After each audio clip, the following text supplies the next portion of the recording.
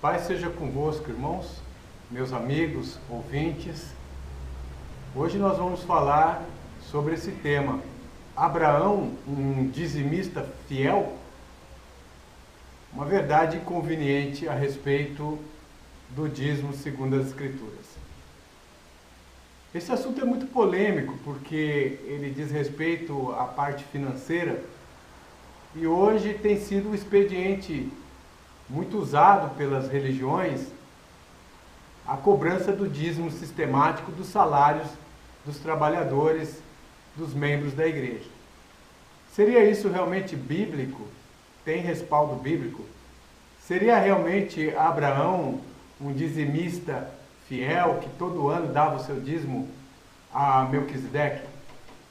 Vamos ver isso nas Escrituras e analisar este importante assunto. O Senhor Jesus Cristo nos ensinou, pela sua palavra, que nós, muitas vezes, erramos por desconhecer as Escrituras e também não conhecer o poder de Deus. Em outro lugar, Jesus também disse que em vão me adoram ensinando doutrinas que são preceitos de homens. É necessário nós examinarmos dentro da Bíblia a respeito desse assunto e vermos se tem base bíblica estes argumentos aí de que quem não dá dízimo está roubando a Deus, baseado lá em Malaquias 3:10, que Abraão era um fiel dizimista, que entregou o dízimo fielmente a Melquisedeque.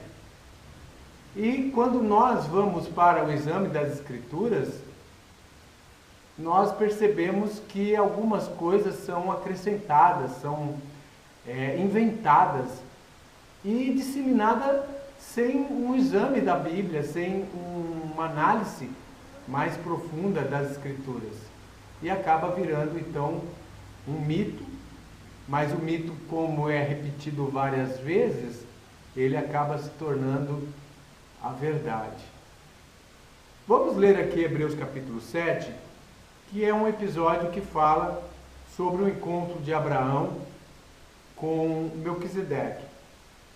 Hebreus 7, 1 em diante diz: porque este Melquisedeque, que era rei de Salém, sacerdote do Deus Altíssimo, e que saiu ao encontro de Abraão quando ele regressava da matança dos reis e o abençoou.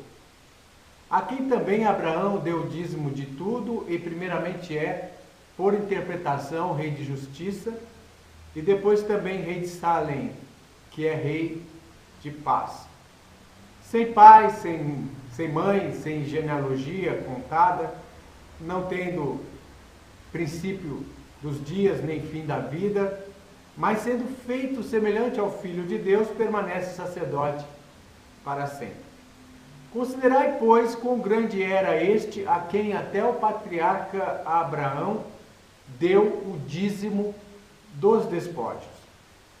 E os que dentre os filhos de Levi recebem o sacerdócio, têm ordem, segundo a lei, de tomar o dízimo do povo, isto é, de seus irmãos, ainda que tenham saído dos lombos de Abraão. Mas aquele cuja genealogia não é contada entre eles, tomou dízimos de Abraão e abençoou o que tinha as promessas. Ora, sem contradição alguma, o menor é abençoado pelo maior. Aqui, certamente tomam dízimo homens que morrem. Ali, porém, aquele quem se testifica que vive. E por dizer, por meio de Abraão, até Levi, que recebe dízimos, pagou dízimos, porque ainda ele estava nos lombos de seu pai quando Melquisedeque lhe saiu ao encontro. De sorte que se a perfeição fosse pelo sacerdócio levítico, porque sobre este povo recebeu a lei, que necessidade havia logo de que outro sacerdote se levantasse, segundo a ordem de Melquisedeque, e não fosse chamado segundo a ordem de Arão? Porque mudando-se o sacerdócio, necessariamente se faz também mudança da lei. Bom, então nós temos aqui a leitura do livro de Hebreus, capítulo 7, que fala do episódio lá da guerra dos 5 contra os 4, que está lá em Gênesis 14, quando Abraão, voltando desta guerra, conseguiu recuperar os bens dos seus amigos, e estando ali nos territórios de Salém, do rei de Salém, ele encontrou com Melquisedeque, que ofertou pão e vinho, né, diante de Deus, adoraram a Deus, o Eterno, e Abraão dizimou dos despojos de guerra, entregando a Melquisedeque. E o escritor de Hebreus então cita esse episódio e diz que Abraão deu dízimos dos despojos de guerra. Bom, primeiramente, se nós analisarmos o que as Escrituras estão dizendo, tanto do Novo Testamento como lá de Gênesis 14, nós vamos perceber que Abraão não deu dízimo das suas propriedades. Nós não vemos aqui nenhuma base bíblica para dizer que todo ano Abraão ia lá e dizia para Melquisedeque: está aqui o dízimo da minha colheita, está aqui o dízimo das minhas ovelhas, das minhas vacas, estou te entregando. Não há nenhuma passagem da Bíblia que diz isso. Apenas diz de um único episódio que ocorreu da guerra dos 5 contra os 4, que Abraão dizimou dos despojos de guerra, coisas que não era dele. Ele dizimou para Melquisedeque. Então Abraão não deu dízimo de suas propriedades. Isso é o que está registrado na Bíblia. Então esse mito de que Abraão era um dizimista fiel, todo ano entregava dízimo a Melquisedeque, é uma invenção, não tem base bíblica, é uma crendice com o objetivo de induzir as pessoas a darem o dízimo todos os meses dos seus salários. Mesmo porque nas Escrituras Sagradas, dízimo era um sistema de coleta de coisas como que a terra desce, né? No caso, grãos da terra, animais. Não há sequer um registro de Gênesis até Apocalipse de entrega de dízimo em dinheiro para o sacerdote levita. Não há nenhuma menção na Bíblia, né? Outrora até desafiamos numa rádio, quando nós tínhamos o programa A Luz das Escrituras na rádio Shalom em Campinas, por volta de 2008, 2009, desafiamos a ele, oferecemos até um prêmio de 19 mil reais, um carro, para quem nos mostrasse um versículo da Bíblia, alguém entregando dízimo do seu salário em dinheiro ao sacerdote levita. E não apareceu ninguém, até hoje não apareceu ninguém para reclamar este prêmio desse concurso bíblico que nós fizemos. Por quê? Porque não tem realmente na Bíblia nenhuma base a entrega de dízimo em forma de dinheiro. Dízimo sempre foi um sistema de comida que provisionava ao sacerdócio levítico o sustento dos levitas. E por sua vez, os levitas, eles tinham que dar o dízimo dos dízimos ao sumo sacerdote ou da casa de Arão, né? Então o dízimo era isso, era comida.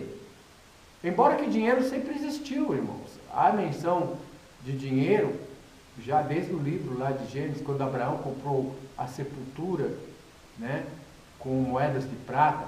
José do Egito foi vendido por 20 moedas de prata. O dinheiro sempre existiu.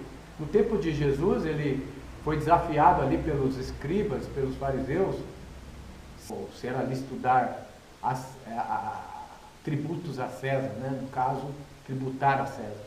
E Jesus falou, pega-se uma moeda, e mostrou a moeda e perguntou de quem que era aquela cara que estava cunhada na moeda. Eles falaram que era César, ele falou, dá a César o que é de César, dá a Deus o que é de Deus. Deus não nos pede dinheiro, pelo menos em forma de dízimo. A ordem lá em Levíticos é bem explícita, de tudo que o campo, a terra der, das dízimas dos grãos da terra, das ovelhas, de tudo que passa a vara, disso dará as dízimas. não há nenhum lugar em que Deus cobra dízimo em dinheiro, e dízimo também não era cobrado de assalariados. Pessoas que tinham profissões como padeiro, ferreiro, né, vinhateiros, pessoas que tinham profissão e que ganhavam salários, essas pessoas estavam desobrigadas de darem o dízimo.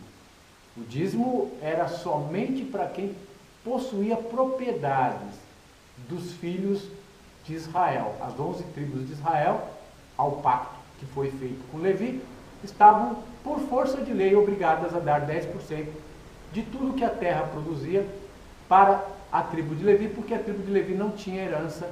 A herança da tribo de Levi era o Eterno, era o Senhor, e portanto o sustento dela era dízimas das outras tribos.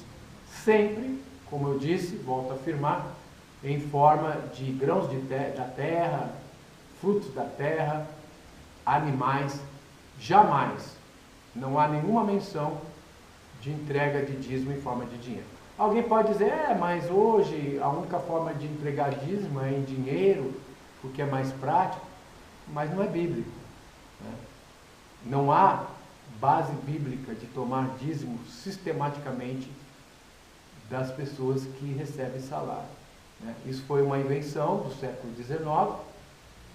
Curiosamente, até o protestante Martinho Lutero, que é considerado o pai do protestantismo, ele não era a favor de dízimo. Ele disse que na graça não existe obrigatoriedade, né? Então o próprio Martinho Lutero, ele não era a favor do dízimo. O dízimo foi uma invenção que começou a crescer bastante no meio evangélico a partir do século XIX, né? E agora se tornou assim a peça-chave de arrecadação das religiões, mas não tem base bíblica, né? E falando então sobre esse caso de Abraão, eu tenho aqui comigo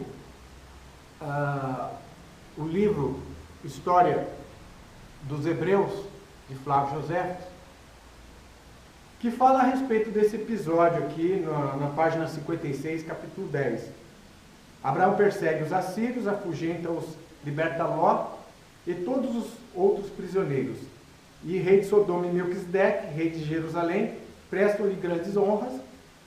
Deus promete-lhe que ele terá um filho. Então vai narrando aqui o historiador a respeito desse episódio. Diz aqui, Gênesis 14. Abraão ficou tão comovido com a derrota dos de Sodoma, que eram seus vizinhos e amigos, e com o cativeiro de Ló, seu sobrinho, que resolveu ajudá-los.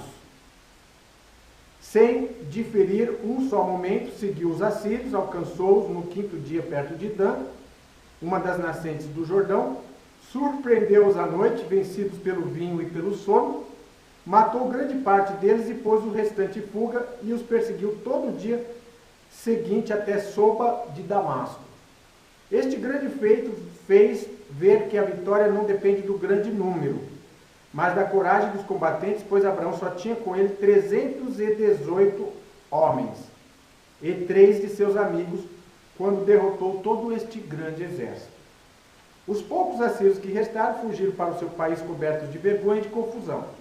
Assim Abraão libertou Ló e todos os outros prisioneiros e voltou plenamente vitorioso.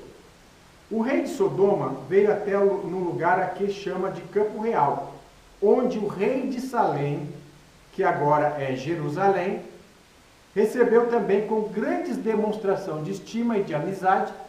Este príncipe chamava-se Melquisedeque, isto é, rei justo, e ele era verdadeiramente justo, pois sua virtude era tal que, por consentimento unânime, ele tinha sido feito sacrificador do Deus Todo-Poderoso.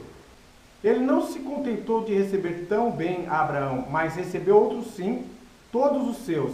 Deu-lhes no meio dos banquetes que realizou os louvores devidos à sua coragem e virtude, e prestou a Deus públicas ações de graça por uma tão gloriosa vitória. Abraão, por sua vez, ofereceu a Melquisedeque a 10ª parte dos despojos que tinha feito dos inimigos, e este os aceitou. Quanto o rei de Sodoma, ao qual Abraão ofereceu também parte desses despojos, teve dificuldade em aceitá-los e contentou em receber os de seus súditos, que ele tinha libertado da servidão, mas Abraão obrigou e reservou somente alguns víveres para os seus homens e alguma parte dos despojos para os seus 3 amigos, Escol, Anere e Manre, que o haviam acompanhado naquela ocasião. Então nós vamos ver que Abraão, ele estava no território de Melquisedeque, que era rei de Salém. E era uma prática normal, quando você fazia uma guerra e estava no território de um rei, você pagar os impostos de guerra. Ele não somente pagou os impostos de guerra, ele deu as dízimas destes despojos para Melquisedeque, como também para o rei de Sodoma, que não quis aceitar, e mais as despesas de guerra. Então o próprio historiador Flávio Joséfo, ele mostra que foi uma coisa voluntária, não teve nenhuma lei, uma força de lei. Ah, Abraão, você tem que dar o dízimo. Foi um ato voluntário.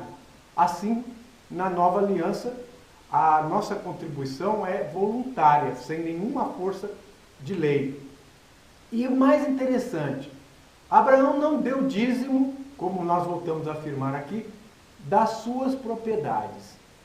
Fica bem claro isso. Abraão, ele dizimou dos despojos de guerra, coisas que ele recuperou para os seus amigos na guerra. Então, é uma inverdade, é um mito, né? É uma doutrina falsa que ensina que Abraão era um fiel dizimista, que todo ano ele estava lá chegando para Melquisedeque falando, está aqui o dízimo meu, vim te entregar. Não é verdade isso, né? Essa verdade que nós estamos mostrando para você, meu ouvinte, ela é inconveniente, mas ela é a verdade, né? Cabe a você analisar e aceitar. Ela é inconveniente porque hoje a maioria do sistema religioso está calcado na coleta do dízimo sob argumentos falsos em cima dos seus adeptos, né? Mas não há base bíblica, né? Na nova aliança, o dízimo, como disse ali em Hebreus, na leitura que nós fizemos, né, que mudando-se o sacerdócio, necessariamente se faz também mudança da lei, Hebreus 7,12, fica claro de que aquela lei do dízimo que servia para o sacerdócio levítico, ela vai cair junto com o sacerdócio levítico. Alguns falam, mas Jesus disse, né, lá em Mateus 23, né, dizimais o endro, o cominho, a hortelã, né, e desprezais o mais importante da lei, fazer essas coisas sem omitir aquela. Então Jesus teria aprovado o dízimo na nova aliança. Mateus 23 não pertence à nova aliança. Você está admirado que eu estou falando isso, né? Que Mateus 23 não pertence à nova aliança. Nós vamos provar pela Bíblia que Mateus 23, quando Jesus disse, dizimais, né, o endro, cominho, a hortelã, veja que não é dinheiro, endro, cominho, hortelã é comida, né, não é dinheiro. Jesus não estava falando na nova aliança. Por quê? Segundo as Escrituras, a nova aliança só foi inaugurada com a morte do testador. Sem a morte do testador, o testamento não tem validade. Então, quando Jesus estava vivo, ele falou disso dentro do contexto da antiga aliança. Ainda estava em vigor o sacrifício, ainda estava em vigor o sacerdócio levítico, ainda estava em vigor todas as leis de Moisés. Ele falou dentro do contexto da antiga aliança, da primeira aliança. Portanto, ele não poderia falar contra o ato de dizimar, porque fazia parte da lei de Moisés dizimar da comida. Mas Jesus estava criticando aqueles líderes, porque eles eram os escrupulosos dizimistas do endro, do cominho, da hortelã, e ignoravam o mais importante da lei, que é a justiça, a misericórdia e a verdade. Não é diferente de hoje, né? Hoje se valoriza demais essa questão do dízimo, se valoriza demais essa questão da arrecadação do dinheiro, mas muitas vezes a injustiça, a hipocrisia, a mentira está sendo praticada por muitos desses líderes que são gananciosos pelo dízimo dos seus fiéis, né? Então, se Jesus pudesse falar hoje uma mesma palavra, ele também, com muita veemência, criticaria a postura de muitos dos líderes e pastores de hoje que se tornaram dinheiristas, se tornaram materialistas, visando somente o lucro, o poder e o controle das ovelhas e utilizando de argumentos falsos, né? Como este, de dizer que Abraão era um fiel dizimista, não explicam para o povo e o povo fica enganado, né? E aí acontece aquilo que Jesus falou: errais, não conheceram as Escrituras e nem o poder de Deus. Então, o dízimo não era dinheiro, não era tomado de pessoas assalariadas, somente de pessoas que possuíam propriedades, e era uma lei que estava ligada ao sacerdócio levítico. Mudando o seu sacerdócio, necessariamente mudam-se as leis. Mas alguém pode perguntar: mas aqui em Hebreus 7 diz que se pagou o dízimo, né? Já no tempo do escritor de Hebreus. Sim, no tempo do escritor de Hebreus, o sacerdócio levítico não estava em vigor, mas ainda existia, porque o templo só foi destruído no ano 70 da era cristã. Então aquele sistema do sacerdócio estava sendo feito, todas as práticas, embora elas não estavam mais sendo aceitas por Deus, porque o verdadeiro Mashiach, o verdadeiro Messias, já havia inaugurado a nova aliança, a igreja apostólica já havia começado, mas o sistema levítico ainda existia. Então, dentre os judeus daquela época, do escritor de Hebreus, ainda se existia a prática de entregar grãos da terra, animais, sacrifícios para os levitas. Mas ele fala assim, em Hebreus, capítulo de número 7, né? E por assim dizer, por meio de Abraão até Levi, quem recebe dízimos, pagou dízimos. Então, até Levi, essa palavra até significa até o final do sacerdócio levítico. Então, no ano 70, quando o templo foi destruído, os judeus foram levados cativos, o sacerdócio levítico totalmente acabou-se, esse sistema de sacrifícios, dízimos, acabou-se, e não se houve mais essa prática. Dentro da igreja apostólica não continuou, nós não vemos nenhum dos apóstolos pedindo dízimo. Paulo fala ali em 1 Coríntios 9, cada um contribua segundo o que propôs o seu coração, não por constrangimento, mas por voluntariedade, porque Deus ama quem dá com alegria. E ele está falando de oferta, de coleta, né? Não havia um sistema religioso a ser mantido por dízimo de assalariados. No tempo apostólico não havia. Por isso que nós não encontramos nenhum apóstolo cobrando dízimo dos fiéis. Hoje nós temos os modernos apóstolos que cobram dízimo e até fazem ameaças de pragas, usando de forma equivocada Malaquias 3:10, né?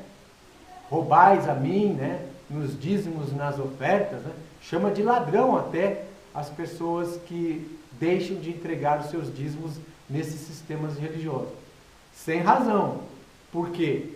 Quem estava roubando lá em Malaquias capítulo 3 eram os sacerdotes. Eles pegavam a ovelha bonitinha, trocavam e colocavam uma ovelha coxa, cega, para sacrificar. E aquilo estava escandalizando o povo. E o povo parou de entregar os dízimos do pacto de Levi. Então, toda aquela confusão, Deus vai mandar o profeta Malaquias para repreender os sacerdotes. Isso você vai ver em Malaquias 2:1. Esta mensagem vos diz a vós, ó sacerdotes, né? Ele vai repreender aquela casta de sacerdotes, porque eles estavam roubando, né? E o povo parou com isso de entregar os dízimos conforme o pacto que havia sido feito. Bem, irmãos, se existia um pacto das 11 tribos em relação à tribo de Levi, esse pacto foi aceito, então reter o dízimo, quer dizer, reter o grão da terra, os animais para a tribo de Levi, era na verdade então um roubo, porque foi feito um pacto. Só que esse pacto durou até Jesus, quando ele disse: está feito. Aí é inaugurada uma nova aliança, mudando-se o sacerdócio, se faz necessário mudança das leis. Na nova aliança, o dízimo já não mais continua, porque o sacerdócio levítico não mais continua na nova aliança, e agora é o sacerdócio segundo a ordem de Melquisedeque. E no sacerdócio de Melquisedeque, Abraão não entregou o dízimo das suas propriedades, entregou o dízimo dos despojos da terra, uma única vez, não houve repetição dessa prática, né? E ficou demonstrado a voluntariedade. Então, na nova aliança, nós devemos contribuir a quantidade que nós acharmos voluntariamente e não por força de lei, né? Bem, eu sei que isso que eu estou falando, para alguns, pode ser bastante difícil de aceitar, porque já nasceu desde criança nesse sistema de que tem que dar o dízimo, que se roubar, que se não der o dízimo está roubando a Deus, que vai cair uma praga, né? Vai ser amaldiçoado. Mas eu digo para você, nenhuma maldição há para quem está em Cristo Jesus, que não anda segundo a carne, mas segundo o Espírito. Então, toda a maldição foi retirada com Jesus Cristo. Hoje nós obedecemos pela graça, não mais por esta lei do antigo concerto que estava ligado ao sacerdócio levítico. Nós vamos esclarecer outros pontos em outros vídeos a respeito deste polêmico assunto. Espero que você tenha gostado e acompanhe e veja nas suas páginas da Bíblia, nas Sagradas Escrituras, o que estamos falando, se tem realmente procedência. Tenho certeza que se você examinar com sinceridade a palavra de Deus, buscando nela a verdade, você vai ver que o que nós estamos falando é a verdade. Que a paz seja convosco. Obrigado. Amém.